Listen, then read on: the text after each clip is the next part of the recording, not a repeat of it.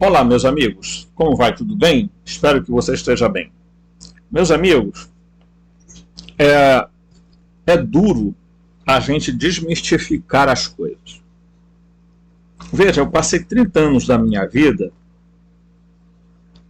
defendendo a Bíblia como fonte inerrante, como palavra inspirada. Eu passei 30 anos da minha vida dentro de um movimento religioso em que eu era pregador. Então, portanto, quem está falando aqui não é nenhum abestado que surge por aí com achismo. Né? Eu estudei, eu leio, eu pesquiso, eu vou atrás de fontes. Não é? Eu tenho várias traduções de Bíblia para fazer comparações e mostrar aonde estão os equívocos e os erros. Tá? Então, portanto, a Bíblia não é inerrante. A Bíblia não fala de Deus. A Bíblia não é um livro sagrado. E, portanto, a Bíblia nem seria um livro cristão, porque ele é precisamente a Tanakh dos judeus. Ok?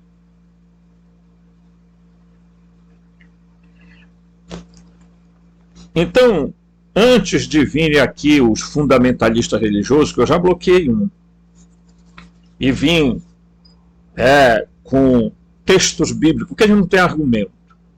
Então, textos bíblicos, né? Não julgarás, né? Não julgueis e não sereis julgado, e porque torna, porque deixa e tal, sabe? Esse tipo de pessoa é o tipo do ignorante, né? Que não estuda nada e que só sabe gritar: Jesus é o Senhor, Jesus é o Salvador, e papai, sabe? Aquela coisa. Então, antes de você, fundamentalista, vir no meu canal querer falar alguma coisa, estude, pesquise, tá? Eu sei de canais aqui no YouTube que ficam sofrendo perseguição de fundamentalista, tá?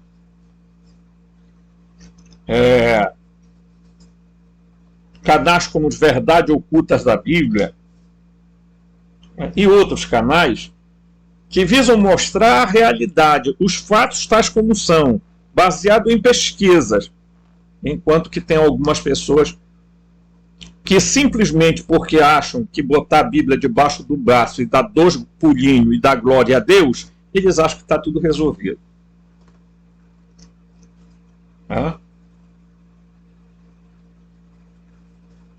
Nós fazemos conteúdo para o YouTube, conteúdo com conteúdo, não é com história, igual muitos canais por aí tem, que vivem de sensacionalismo barato,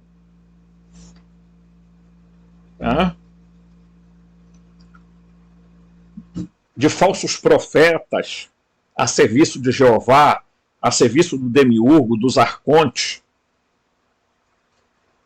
Então, pare para pensar. As pessoas que querem acordar, que querem sair da Matrix, é difícil. Porque eu vivi 30 anos dentro de uma religião, tá? Eu sei como funcionam esses meados dessa religião. Eu sei como funcionam os dogmas e as doutrinas dessa religião. E sei como é que é manipulado as coisas. Tá? Quando eu acordei, eu despertei, que eu comecei a verificar que as religiões todas, não tem essa história aqui de alguma, não, todas são manipulações e enganos. Ah, mas as religiões são importantes, Robson, porque tornam o homem melhor. Quem disse que você precisa de uma religião para se tornar melhor? Hã? Quem lhe disse isso? Que você precisa de uma religião para se tornar melhor. Você precisa conhecer a fonte, a luz, despertar a centelha divina em você. Ok? E não se trata aqui de fazer o joguete que tem dentro do cristianismo, e eu vou mostrar isso aqui para vocês, que é esse joguete aqui, tá? Certo? Que eles vão usar. Tá? Eles vão usar isso aqui. Muito.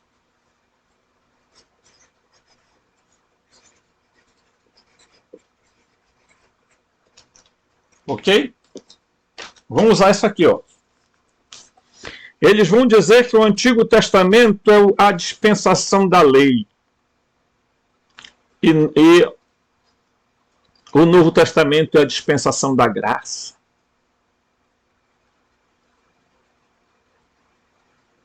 Ok? Mas vocês vão ver que os que pregam a graça continuam com a Bíblia da lei. Do Demiurgo, do Arconte, do Yaldabaoth. E esses que pregam o Evangelho da Graça continuam dizendo que Jesus é filho do Jeová.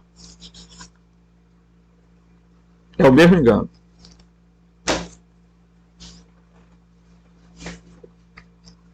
Ah, o Evangelho da Graça é diferente do Evangelho da Lei. Então por que você não tira o Antigo Testamento da sua Bíblia, meu querido? Por que você não faz isso? Por que os presbiterianos que pregam tanto a graça não fazem isso? Não fazem. Porque eles continuam adorando o mesmo Deus, achando que o Jeová, tá?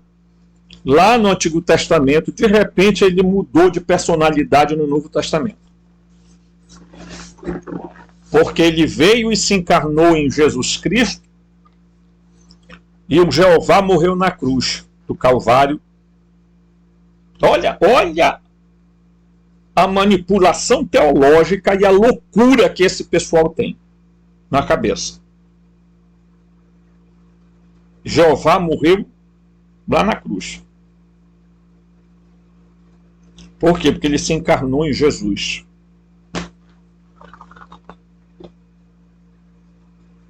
Você está entendendo como é que vai surgindo a manipulação? Por que eles consideraram herético o Marcion de Sinop e tantos outros? Porque os caras ousaram contestar a mentira.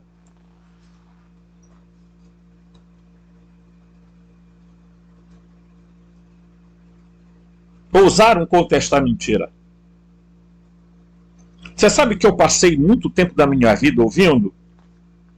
A igreja tem mais de 2000 anos. Ela é herdeira. Ela é a portadora da tradição. Ela é intérprete fiel. Fora da igreja não há salvação. Aí os protestantes falam mal da igreja católica, mas usam a Bíblia que a igreja católica canonizou. Não é não? Ou digam aqui nos comentários que é mentira. Se os protestantes têm a Bíblia debaixo do braço, é porque a igreja católica entregou para eles e disse, olha, é essa aqui. E todo mundo sabe o que estava por trás de Martinho Lutero na Reforma. Quem financiou? Por trás de todos esses reformadores.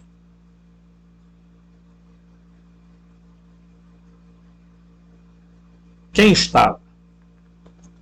Então não venham aqui achar que vocês vão me intimidar, vão me amedrontar, vão dizer, sabe, tá falando um cara que... Não, eu sei, eu procuro estudar, não pense que vocês vão fazer aqui comentários com texto e vão me intimidar, sabe, vão levantar algum complexo de culpa na minha vida, porque vocês são os pobres coitados, cegos e guias de cegos.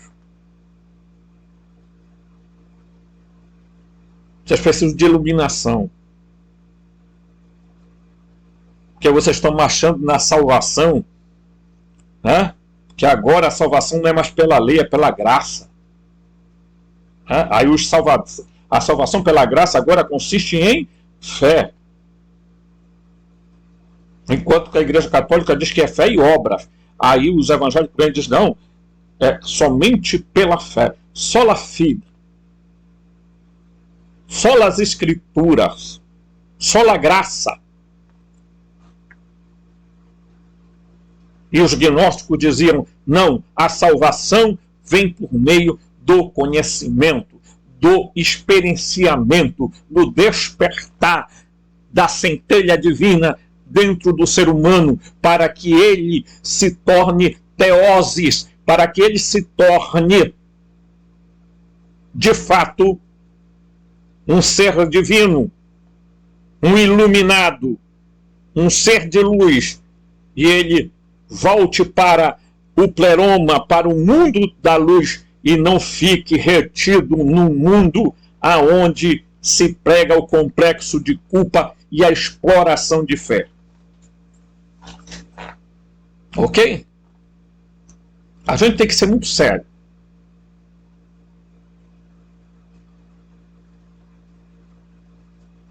Eu não brinco com essas questões. Eu creio em Jesus Cristo, mas não no Jesus dos evangelhos manipulados. Eu creio em Deus, mas não no Deus da Bíblia, porque nem Deus sequer ele é. E não sou eu que digo isso. Há vários canais aqui no YouTube falando dessas coisas.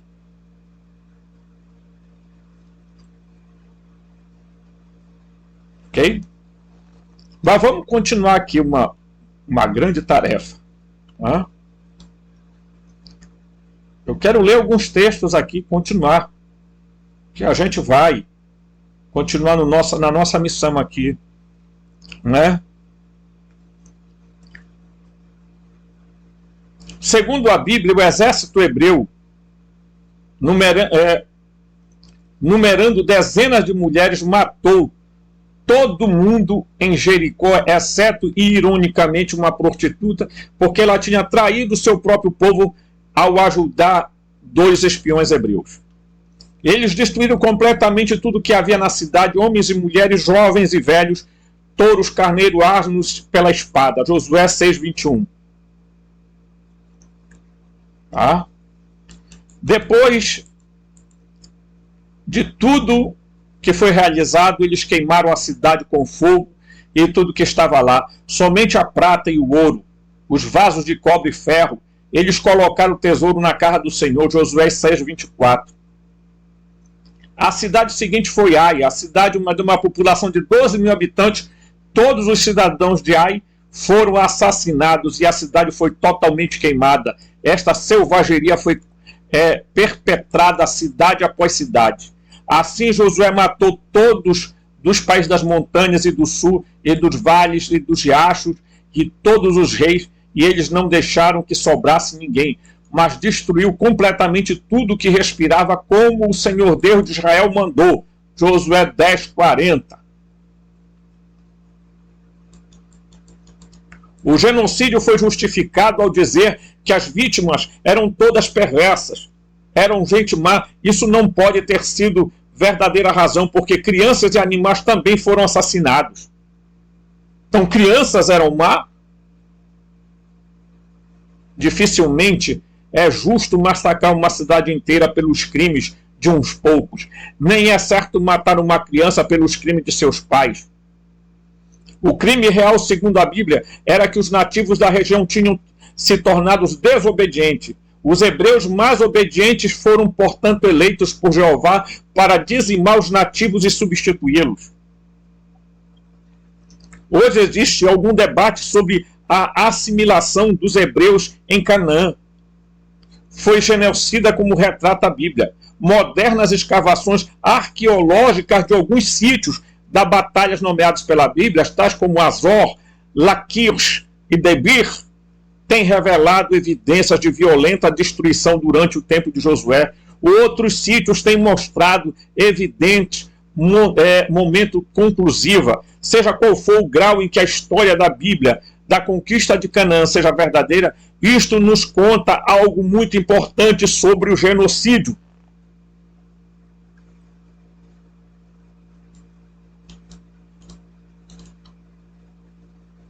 O genocídio frequentemente é um instrumento para promover uma rápida mudança política ou social, ou rapidamente substituir um grupo de pessoas por outra. Por esta razão, o genocídio tem emergido como um importante fenômeno histórico em ligação com muitos dos esforços da fraternidade em trazer uma rápida mudança política e social.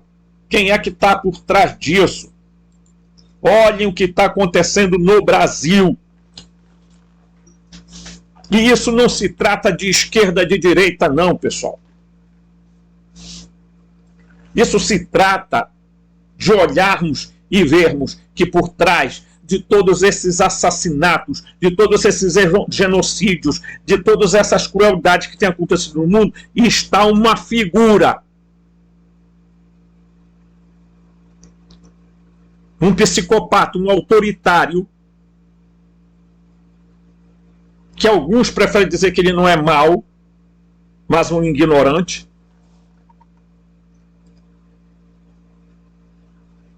Hã? E a Bíblia está molhada de sangue.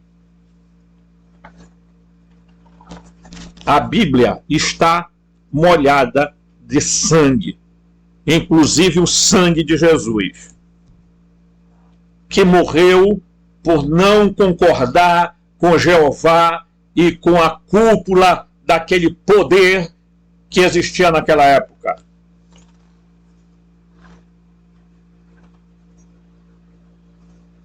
Porque ele não quis se tornar um sanguinário, porque ele não quis se tornar um imperador.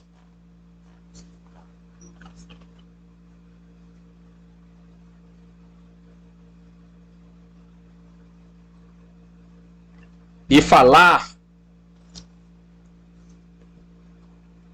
é uma ofensa ao Deus Pai de Jesus Cristo, compará-lo ao Deus do Antigo Testamento. Mas é isso que a gente vê dentro das igrejas sendo vomitado por boca de pessoas que estão ensinando as outras de que, sabe, é preciso usar arma, é preciso matar, é preciso trucidar os outros, é preciso botar bandido para morrer. São declarações dentro do Congresso Nacional, são declarações nas redes sociais de pessoas que estão a serviço do Demiurgo, que estão a serviço de Gadu, que estão a serviço, sabe de quem? Do Idalbaote, do Jeová, do Javé, do Alá, do Brahma.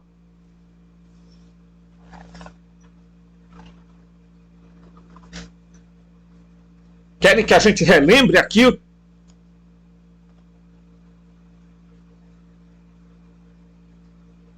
Venham dizer que o que está escrito aqui é mentira.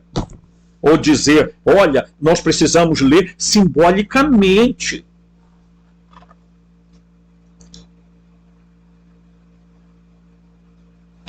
Sabe o que eles fazem? Eles pegam aqui o Antigo Testamento. Vamos fazer a campanha do cerco de Jericó. 7 dias de oração. E nós vamos fazer as muralhas de Jericó cair por terra. Eles pensam que isso é brincadeira. São covardes que se escondem por trás de púlpitos. porque pessoas inocentes morreram. Estão descritos aqui. Vítimas de sacrifício para o varão de guerra chamado Javé.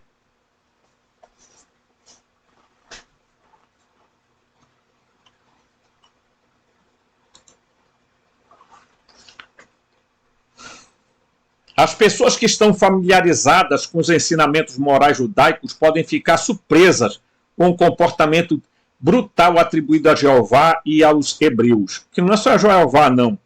Que Jeová mandava e tinha um grupo que fazia. Os mais famosos mandamentos judaicos morais são, com certeza, os 10 mandamentos. Que ele não cumpriu nenhum. Né? Ele mandou fazer e ele mesmo não cumpriu. Não farás para ti imagem nem escultura debaixo do céu, nem do que há acima da terra, nem te prostrarás, porque... Capítulos depois, faça 2 anjos, 2 querubins de ouro batido e ponha na arca da aliança. Vem dizer que é mentira o fanático, o fundamentalista.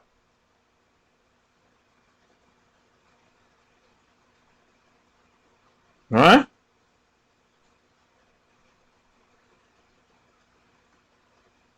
Mas são pessoas que gritam.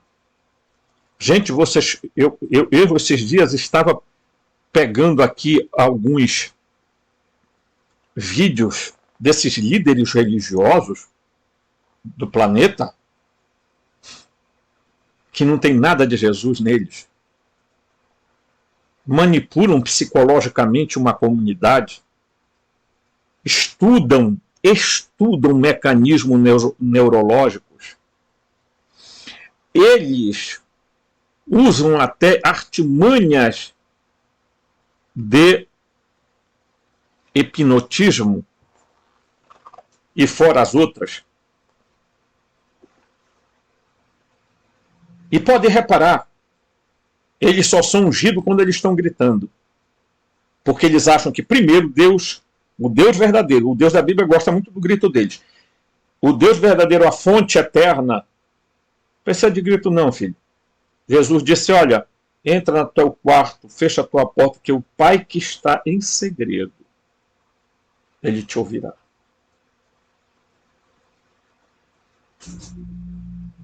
Ok? Enquanto que o Deus desse pessoal, o Deus Sabaote, Deus dos exércitos, Deus da guerra, da destruição,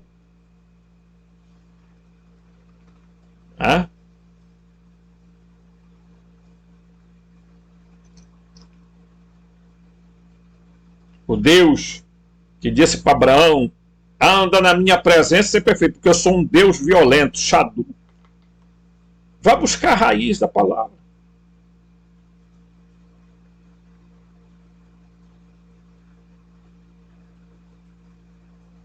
Mas ainda há pessoas chamadas tradicionais, conservadoras, fundamentalistas, que estão por aí.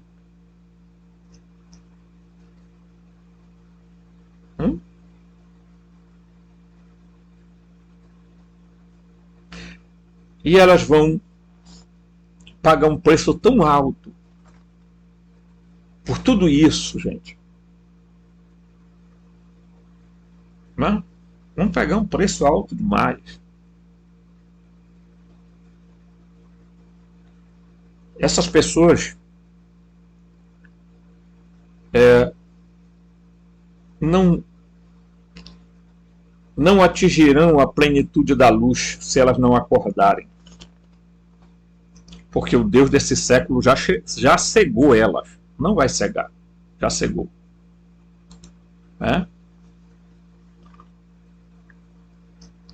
Os 10 mandamentos que reportadamente foram dados a Moisés por Jeová durante o caminho dos hebreus do Egito para a terra prometida. Depois da morte de Moisés, Jeová e os exércitos de Israel claramente violaram de grande maneira os mandamentos. Não matarás. Foi transgredido quando os hebreus massacraram os habitantes de Canaã. Os hebreus ignoraram o mandamento, não roubarás, quando roubaram as cidades em agonia dos seus metais preciosos. Era comum. Matavam todo mundo, depois traziam os espólios, né? O ouro e a prata. Olha só. Né?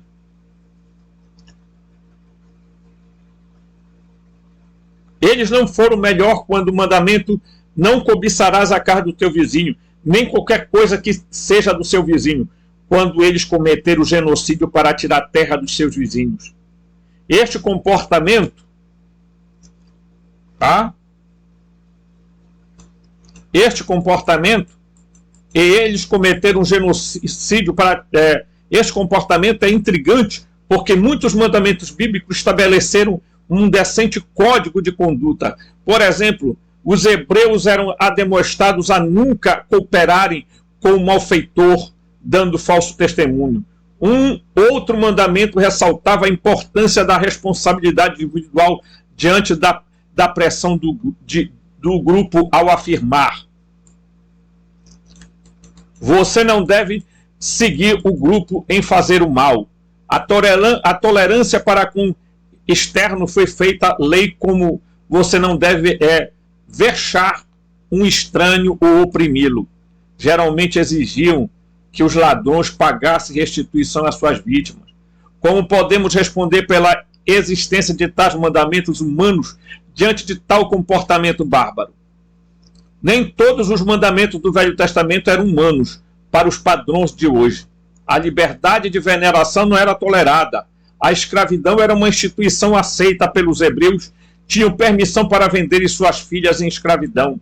A forma de punição, olho por olho, dente por dente, nem sempre resulta em justiça. Parte de resposta pode estar nas palavras de Maneto, tá? Um escritor antigo. Ele disse: as maravilhas que Moisés narra como tendo acontecido no Monte Sinai, a montanha sobre a qual Jeová reportadamente deu a Moisés muito dos mandamentos, não em parte é uma narrativa velada da iniciação egípcia que Moisés transmitiu a seu povo quando estabeleceu um ramo da fraternidade egípcia nesse país. Tá? As palavras de Mateus são verdadeiras. Então, muitos dos mandamentos podem ter vindo de fontes humanas dentro da fraternidade, muito mais do que de fontes tutelares. Isto indicaria a presença contínua de genuínos humanitários dentro da fraternidade, a despeito da predominância tutelar. O próprio Moisés parece ter sido, ao menos em algum grau, um tal humanitário.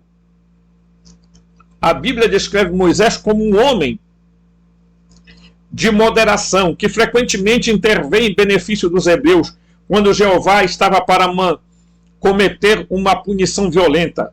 Quando devemos ver por várias vezes neste livro, as vagarosas influências humanitárias dentro da fraternidade têm vindo frequentemente à superfície, mas tristemente não são bastante para desfazer inteiramente as influências corrompidas.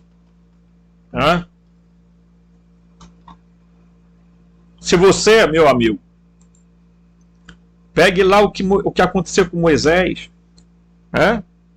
Foi o que aconteceu com Moisés. Moisés muitas vezes teve que se interpor diante do Jeová, diante do demiurgo, e dizer para ele assim: não, se você quiser destruir eles, destrói eu, porque eu não vou aceitar isso. Mas muitas vezes Moisés acabou sendo levado por ele a fazer violência. E quando Moisés decidiu bater com a vara na pedra para jorrar água, Ele, aborrecido com Moisés, disse: você não olhe daqui do monte, você não pisará na terra prometida, você não vai entrar. Por quê? Porque ele é um Deus cruel.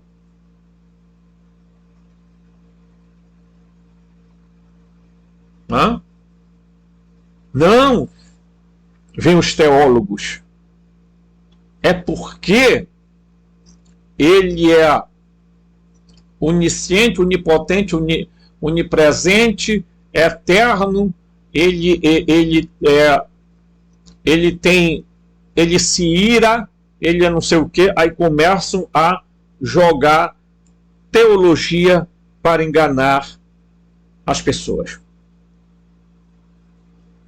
E dizer para as pessoas que esse Deus descrito na Bíblia, que não é Deus, é uma outra figura, é aquele que, sabe, está comandando. Gente, vejam como ele se comporta enquanto Alá.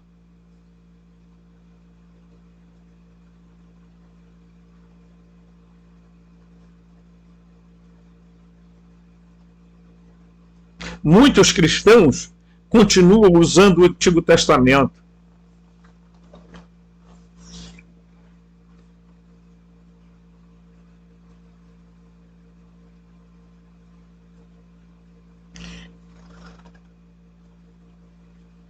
É preciso que a gente entenda o que está por trás do Antigo Testamento.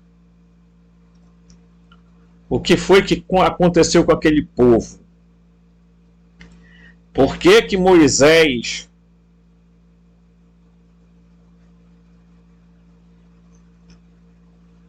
prestem bem atenção que eu vou falar aqui agora. Ele nem sequer chamava-se Moisés, ele chamava Moshair.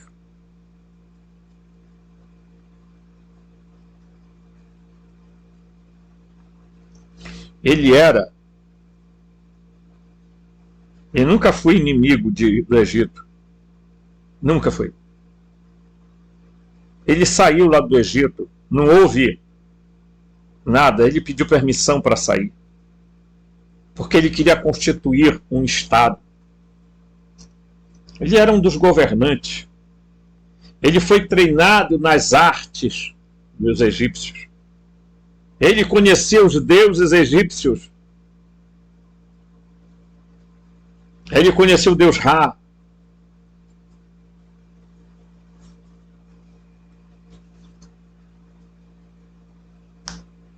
Né? Observe quando ele vai lá para o monte. E lá ele vê uma sarça pegando fogo. E o fogo não se consumia. E ele então ouve uma voz que ele não reconheceu. Porque ele nunca sequer tinha ouvido falar daquela figura. E a figura disse para ele: olha, tira a sandália dos pés, porque o lugar onde estás é lugar santo. Hã? E agora eu te digo, vai ao Egito e tira o meu povo de lá. Aí ele diz, com um tom de surpresa: quem é que está falando comigo?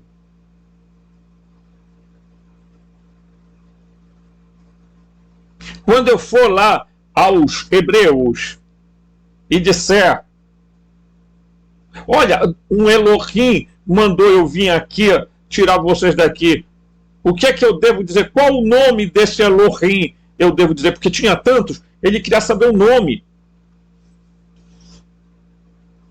Ele não conseguiu identificar a voz.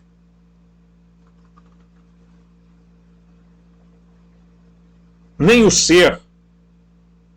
Então ele diz: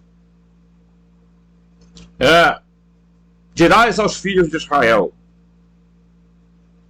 eu sou o que sou. Eu serei o que serei.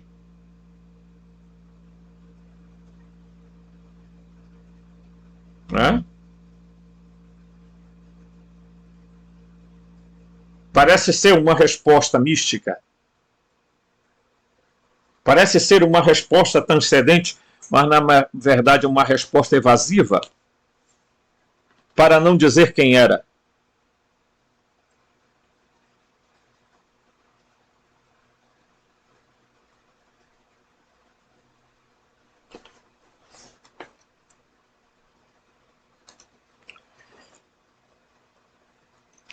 Então, meus amigos,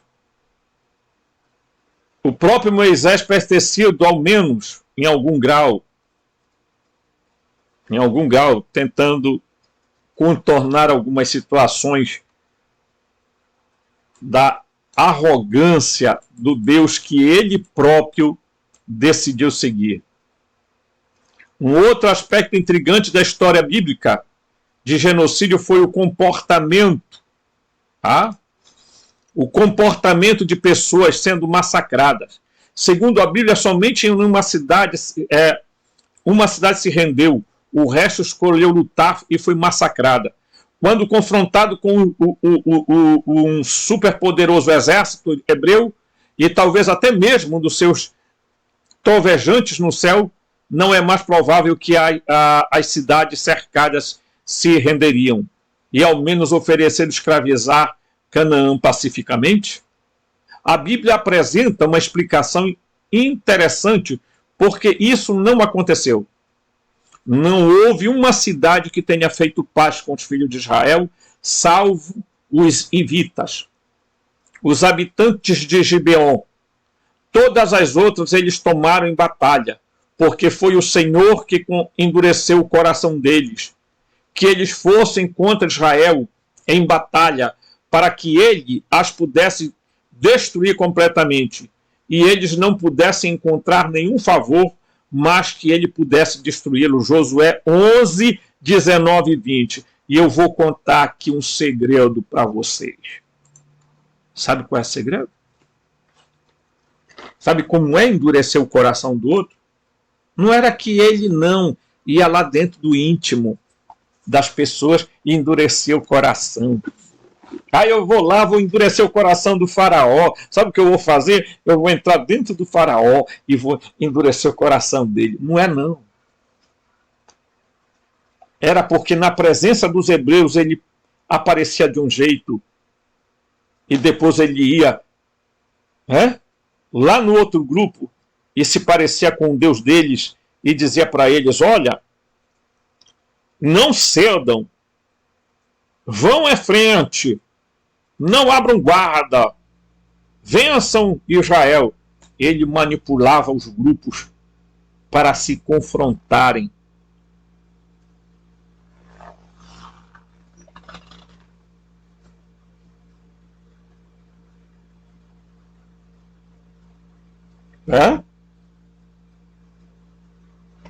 Não se trata de uma mística. Ele ia e soprava aos ouvidos do faraó. Não libera, não libera. Era um capetinha de um lado e um anjinho de outro. Era ele próprio. Ele ia lá e dizia, não cede. Porque ele se fingia passar por um outro Deus.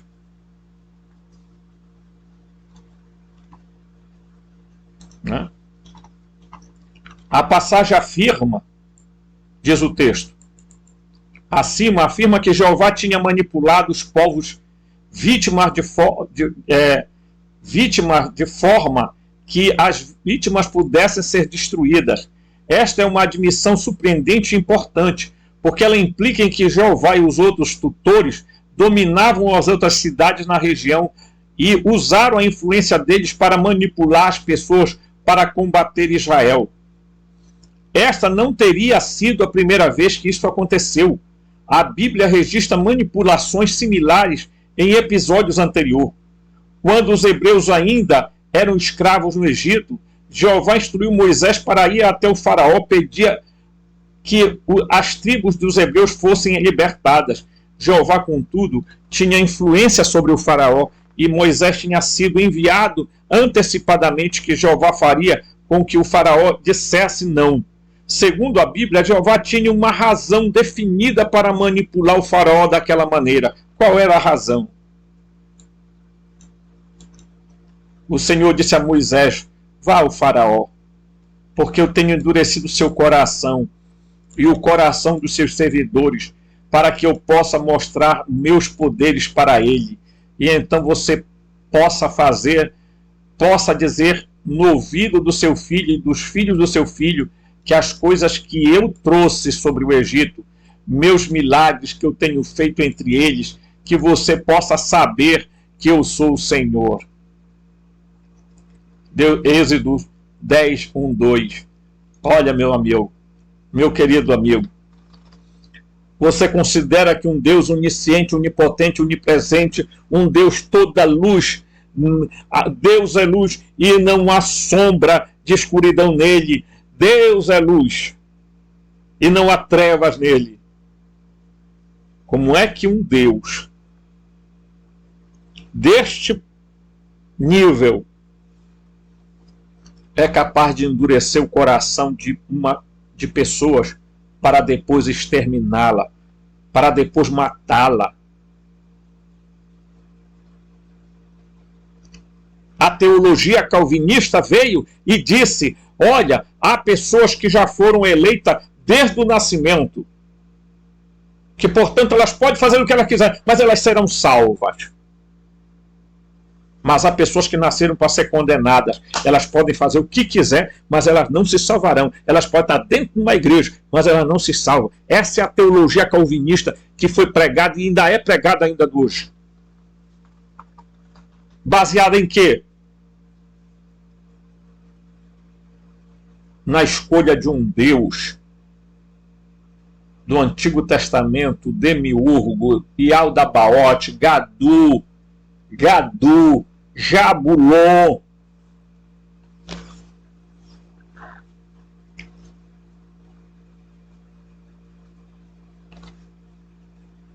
Muitos pregadores que estão nos púlpitos sabem o preço que eles vão pagar por isso.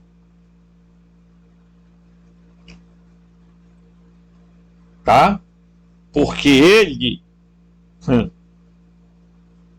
ele vai puni-los ele mesmo.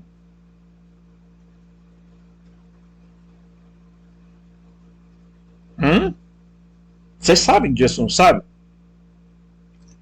Vocês sabem que está chegando o tempo que vai mudar. Não tem jeito.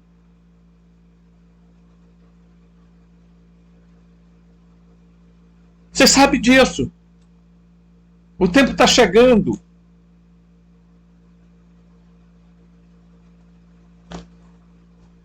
Os apóstolos foram até Jesus, quando saíram do templo, e perguntaram: quando será estas coisas?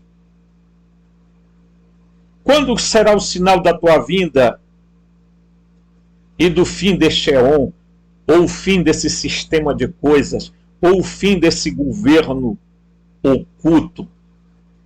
Jesus diz: prestem atenção.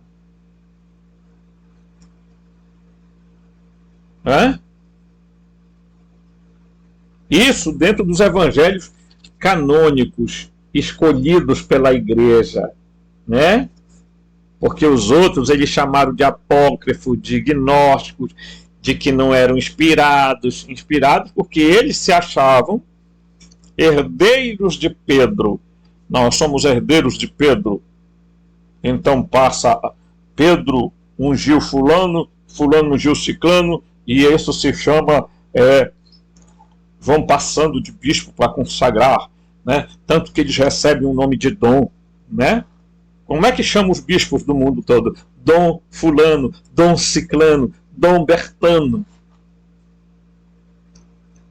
né?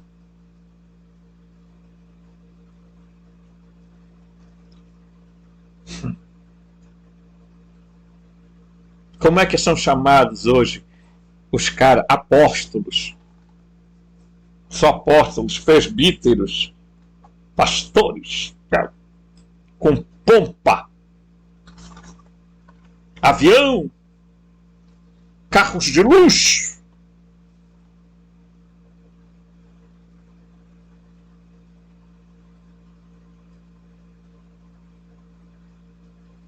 Jeová É esse Deus que vai punir vocês. O mesmo Deus que vocês estão servindo.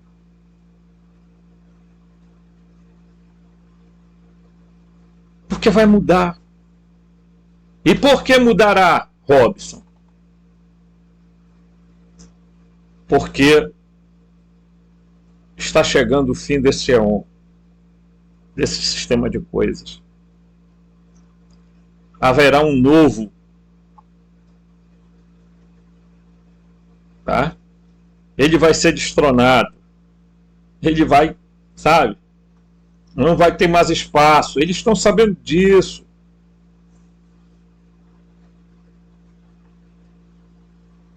Ai de vós, ó terra, porque foi lançado contra vós a antiga serpente. Quem é a antiga serpente? É o mesmo ser.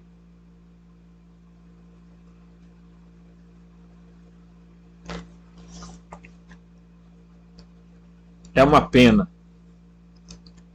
que as pessoas queiram continuar vivendo no engano.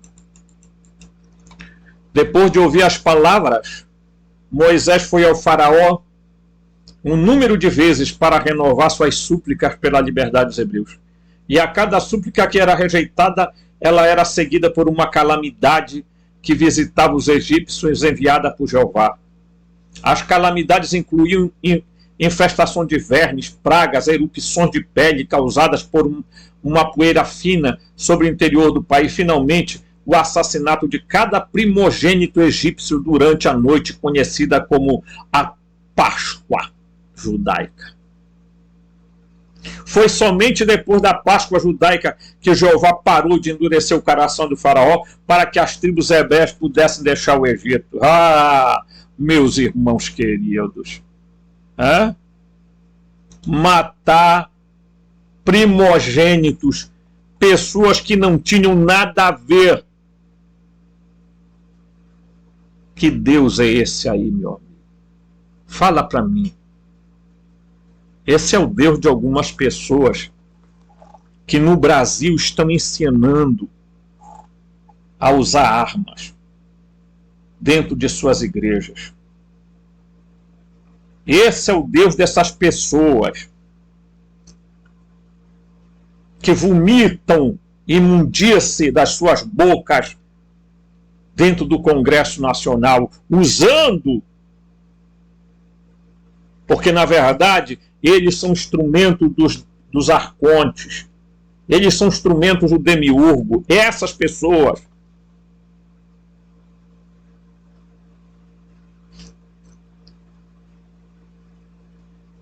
quem que está no controle do mundo. E aí todo mundo celebra a Páscoa, né?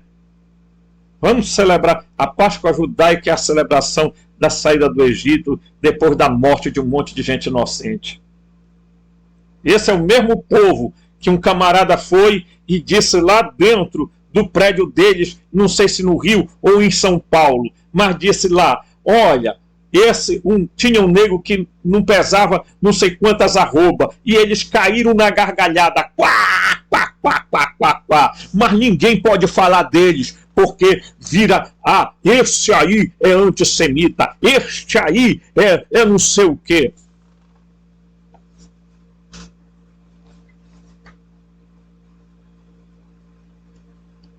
Será que eles já contabilizaram o número de mortos no Antigo Testamento? De quantos povos foram mortos? Crianças inocentes? Não, sabe por quê? Porque eles não têm interesse nisso. Porque eles sabem que os goim, os pagãos, não merecem crédito.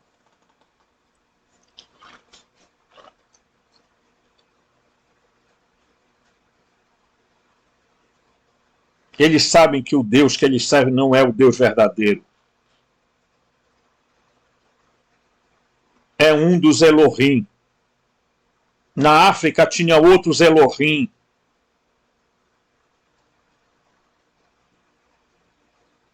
Em outros lugares, outros Elohim.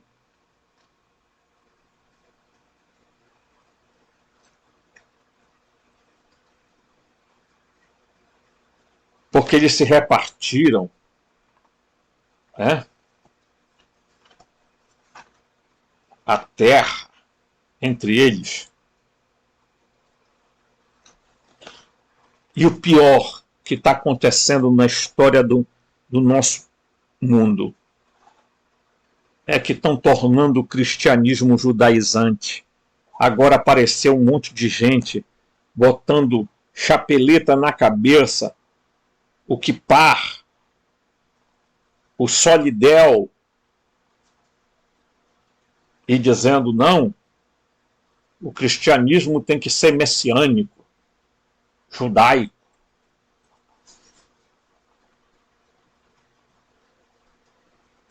Foram estes mesmos dito cristãos que ensanguentaram suas mãos matando gnósticos na história da igreja. Que mataram pessoas que ousaram discordar.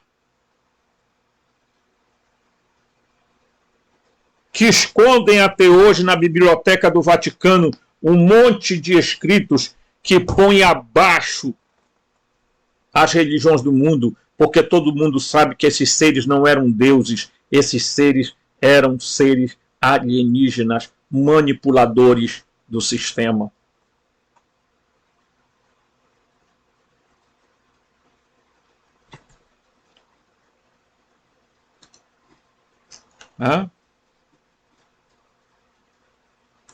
Essa é a Páscoa. Muitos eruditos argumentam que as referências bíblicas a Jeová endureceu corações dos inimigos de Israel meramente expressavam uma ideia religiosa que todo pensamento e emoções humanas ultimamente vem de Deus e, portanto, tais escritos não devem ser tomados literalmente. Isso aí é a balela dos teólogos. Neste caso, devemos considerar seriamente a Bíblia, porque isto tem descrito um fenômeno político muito real, duas ou mais partes sendo manipuladas para um conflito em uma outra por uma terceira parte externa. Um dos filósofos mais famosos a discutir a manipulação de uma terceira parte como um instrumento de controle social e político foi Niccolo Maquiavel, o filósofo do século XVI. Embora Maquiavel não tenha sido o primeiro a escrever sobre este assunto, seu nome tem se tornado sinônimo de inescrupulosa cobiça política. Maquiavel é o autor de vários manuais não solicitados de como fazer em benefício de um príncipe local. Os escritos têm tomado clássicos literários. Neles, Maquiavel, que é esse o nome, descreve várias das técnicas utilizadas por vários governantes italianos para manter o controle sobre a população. O método era engendrar o conflito, tá? Engendrar o conflito.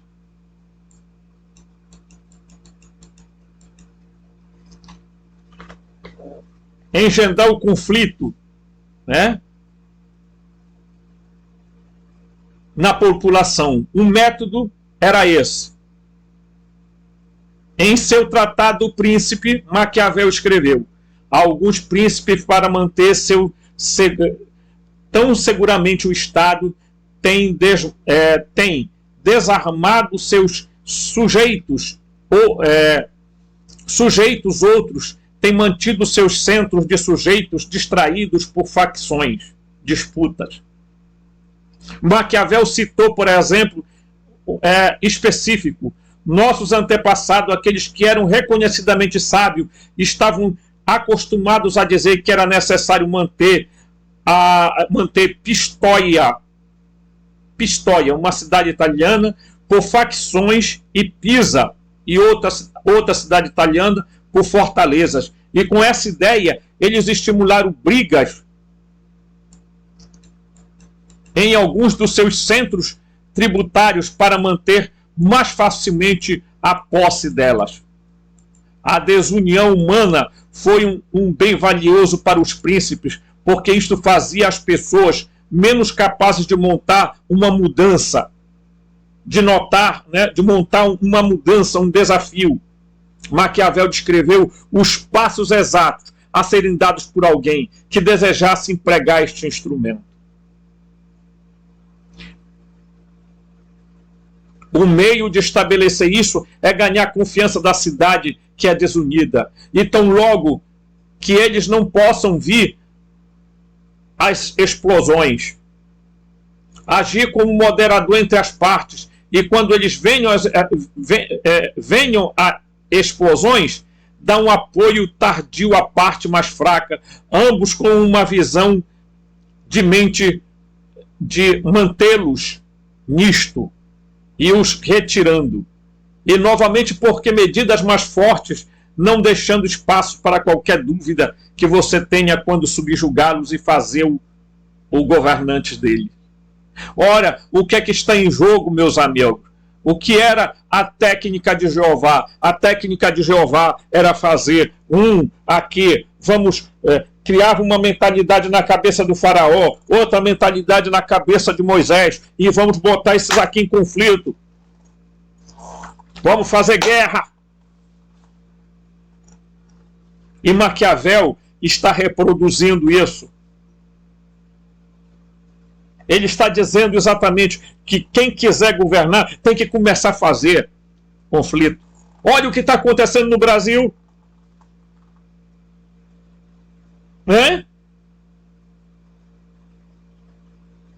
Jeová está pulando de alegria.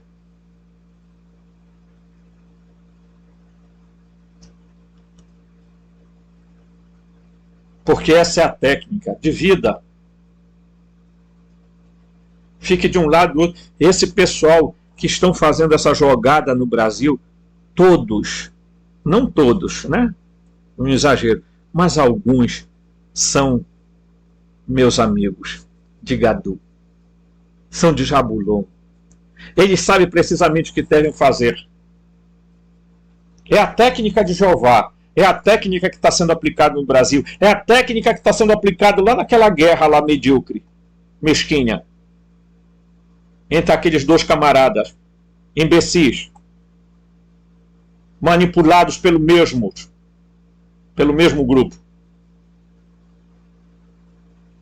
Essa é a técnica. Infelizmente as pessoas não abrem os olhos para ver. Era o que Jeová fazia.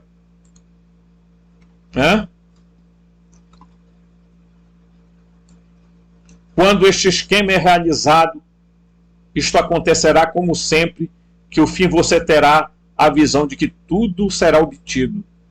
A cidade de Pistoia, como tendo tido um outro discurso e a propósito de um outro tópico, foi adquirida pela República de Florença por exatamente este artifício, porque estava dividida.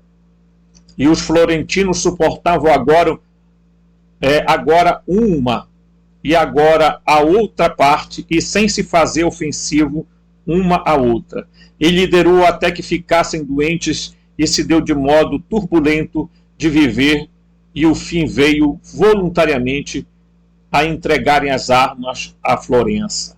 Olha só a técnica funcionando. A técnica de Jeová. A despeito da eficácia desta técnica, Maquiavel aconselhou contra utilizá-la, porque ela pode ser um tiro pela culatra para o perpetrador. O sucesso da técnica depende, ao menos, de uma das partes manipuladas não estar ciente da verdadeira fonte dos problemas, e ambas as partes devem descobrir que estão sendo manipuladas para hostilidades. Por uma terceira parte externa, não apenas hostilidades geralmente cessarão, mas as partes mais frequentemente se unirão em um desgostar comum quanto ao perpetrador.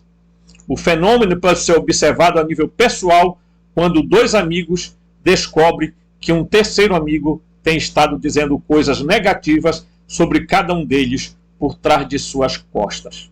Para que a técnica seja eficaz, o perpetrador deve permanecer oculto na visão como fonte de conflito. Gente, não tem outra. Tá? Não tem outra. Os deuses tutelares querem manter a humanidade desunida e sob controle tutelar. Para realizar isto, a história bíblica de Jeová indica que os tutores implementaram a técnica maquiavélica de criar o faccionalismo entre os seres humanos. A Bíblia afirma que os tutores encorajaram as facções que eles controlavam para a batalha, uns contra os outros. Por todo o tempo, os tutores têm se proclamado deuses, anjos, os quais pessoas devem se voltar para encontrar uma solução para toda a guerra. Esta é a sequência clássica diretamente da ideia Maquiavel. Para os esforços maquiavélicos continuem bem-sucedidos durante um longo tempo, o faccionalismo precisaria ser constantemente engendrado e permanecer o culto permanente da visão como os perpetradores. Meus amigos, o que nós estamos estudando aqui é algo muito sério. Tá? E eu estou aqui passando aqui as páginas. Tá? Para dizer isso a vocês. É desagradável a gente ter que vir e desmistificar tudo isso que está acontecendo no nosso planeta.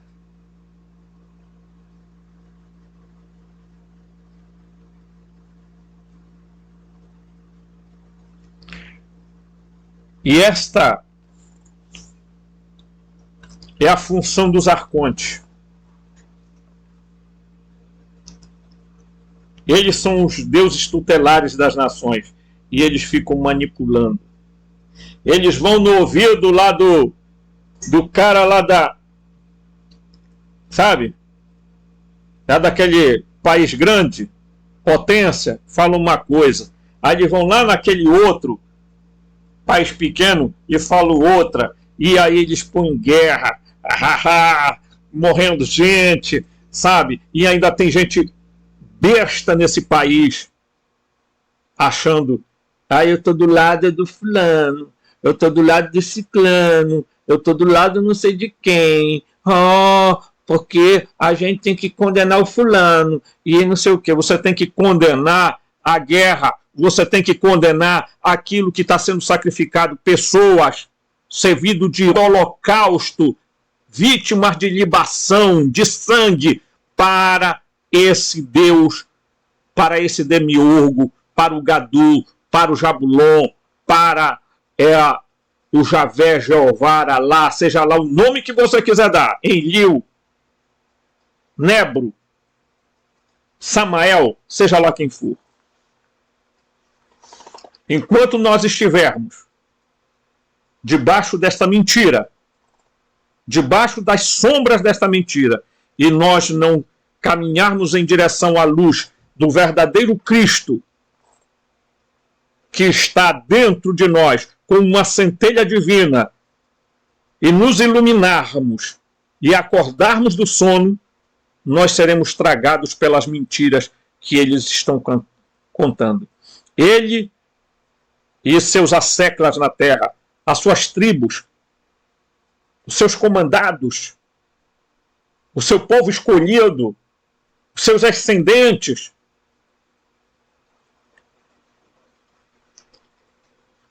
as 13 famílias. Essa é a Matrix. E você ainda não acordou? A Matrix é a Igreja Católica. Não, a Matrix é todas as religiões juntas, porque elas estão a serviço do mesmo ser. Ou dos mesmos seres, dos arcontes, dos Elohim, dos Anunnaki. É isso.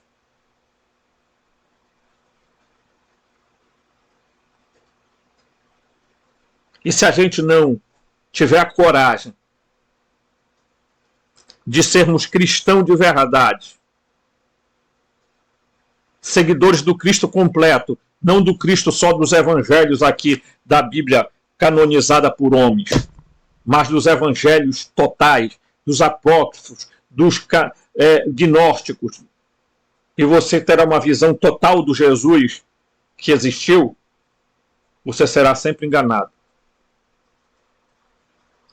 Eu espero que você entenda a minha veemência. Mas nesse canal, se há uma coisa que eu não vou tolerar, é fundamentalista religioso e fundamentalista científico. Aqui todos serão bloqueados, todos serão tirados fora, porque com essas pessoas não há diálogo.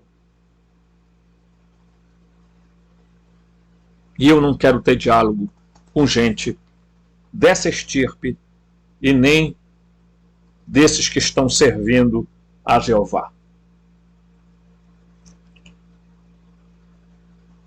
Agradeço a sua compreensão. Desejo que você se inscreva nesse canal, sim. Eu desejo que você deixe like. Eu desejo que você toque o sininho de notificação, que você compartilhe esse vídeo. Eu sei que vai incomodar muita gente, mas se você for alguém de coragem, alguém que está sentindo dentro do coração, dentro do peito, o fogo ardente, não o fogo de Jeová, não, mas o fogo do Cristo cósmico, do Cristo verdadeiro, que não é filho de Jeová,